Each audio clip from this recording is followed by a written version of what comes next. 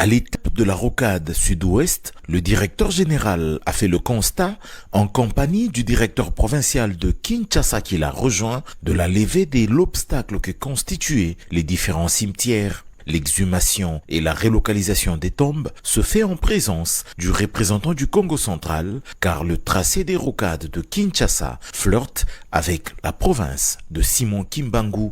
Quant aux travaux, une bonne zone est déjà revêtue de la couche de base, bordée par des caniveaux dont certains sont en cours de finition. C'est le cas notamment des abords de la cité Millennium, passant par la base de Grec 8, évoluant en direction de Ngoudiabaka, frontière entre Kinshasa et le Congo central. Nico Nzaounzaou, directeur général de l'Agence congolaise des grands travaux, fait ici un état des lieux des changements remarqués 2 mois après le passage des ministres des ITP, Urbanisme et Habitat, ainsi qu'Aménagement du territoire.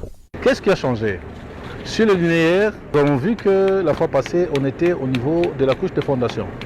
Et maintenant, vous constatez avec moi que la couche de fondation est presque enterrée. C'est une manière de vous dire que les travaux avancent très très bien. Alors, au niveau de l'assainissement, quand nous sommes en train de venir, vous avez vu au niveau de PK13 qu'il y a un grand changement parce que nous avons constaté qu'il y avait un petit problème à cause de l'assainissement. Et nous avons demandé qu'on puisse améliorer les systèmes d'assainissement et vous avez vu qu'il y a des caniveaux supplémentaires qui sont en train d'être construits. Alors juste à ma droite, vous avez vu comment nous sommes en train de prendre en charge, n'est-ce pas, la protection des talus. Parce que c'est un grand danger.